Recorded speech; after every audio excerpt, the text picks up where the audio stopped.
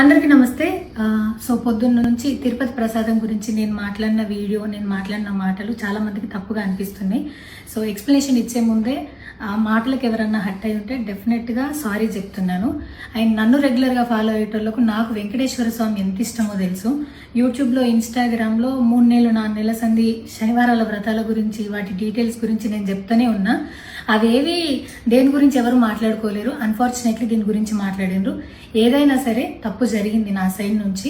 నా మాటలు తప్పుగా ఉన్నాయి తప్పితే నా ఇంటెన్షన్ అది కాదు. మేము రిచ్ అని అన్నది 10,000 L1 క్యూ లైన్లో నిలబడ్డప్పుడు, పొద్దున ప్రసాదం తీసుకునేటప్పుడు కాస్ట్లీ లైన్లో నిలబడ్డమని ఆ ఉద్దేశంతో అన్నాను. ఏం జరిగినా సరే ఇప్పుడు నేను ఏది ఇచ్చినా మీకు ఎక్స్ప్లెనేషన్ లాగానే అనిపిస్తుంది తప్పితే నేను తప్పు ఒప్పుకున్నట్టు మీకు అనిపించదు. అందుకోసం నేను దాని గురించి ఎక్స్ప్లెనేషన్ కూడా ఇస్తలేను. తప్పైతే నా సైడ్ నుంచి జరిగింది అండ్ నా తమ్ముడు సోను తరపున నుంచి కూడా జరిగింది. తను అవైలబుల్లో లేడు. తన తరపున, నా తరపున అందరికీ సారీ చెప్తున్నా. సో నా ఇంట్లో వెంకటేశ్వర స్వామి, నా చేతి మీద వెంకటేశ్వర స్వామి, అన్నిటికన్నా ముఖ్యంగా జీవితంలో నాకు అత్యంత విలువైంది నా బిడ్డ. నా బిడ్డను కూడా వెంకటేశ్వర స్వామి ఇచ్చిండు. నేను ఆయన గురించి తప్పుగా ఎట్లా మాట్లాడతా?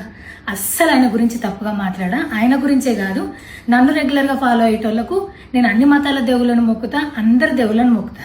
అందులో వెంకటేశ్వర స్వామి నా జీవితాన్ని మార్చిండు. ఈ రోజు నేను అనుభవించే ఏది కూడా ఆయన దయలేకపోతే కాదు. అట్లాంటిది ఆయన గురించి నేను ఎందుకు మాట్లాడతా? అయినా సరే తెలుసో తెలకో పొరపాటు మాటలైతే నా నోటి నుంచి, మా తమ్ముడు నోటి నుంచి వచ్చినాయి. దానికి డెఫినెట్గా సారీ అడుగుతున్నా. ఇదేదో యూట్యూబ్ ఛానల్ ఏమంటారు వీడియోస్ పెట్టి కేసులు పెడతా అన్నందుకు కాదు, నాకు కూడా అనిపించింది అయ్యో అట్లా మాట్లాడి ఉండకూడదని, అందుకోసం పెడుతున్నాను తప్పితే ఇంకొక ఉద్దేశం అయితే ఏమీ లేదు. నేను మళ్ళొకసారి టీటీడీ మెంబర్స్కి అండ్ నా మాటల వల్ల హట్ అయిన ప్రతి ఒక్కరికి నేను నా తరపు నుంచి సారీ చెప్తున్నా. అండ్ ఇంకోసారి మళ్ళీ ఎప్పుడు రిపీట్ చేయను. సో నా సారీని యాక్సెప్ట్ చేయండి. నన్ను రెగ్యులర్గా ఫాలో అయ్యేటోళ్లకు నాకు వెంకటేశ్వర స్వామి అంటే ఎంత ఇష్టమో తెలుసు కాబట్టి వాళ్ళందరూ నన్ను నమ్ముతున్నారని కోరుకుంటున్నా. మళ్ళొకసారి ఎక్స్ప్లెనేషన్ కాదు, సారీ చెప్పినంత మాత్రాన తప్పు ఒప్పైపోతుందని కూడా కాదు.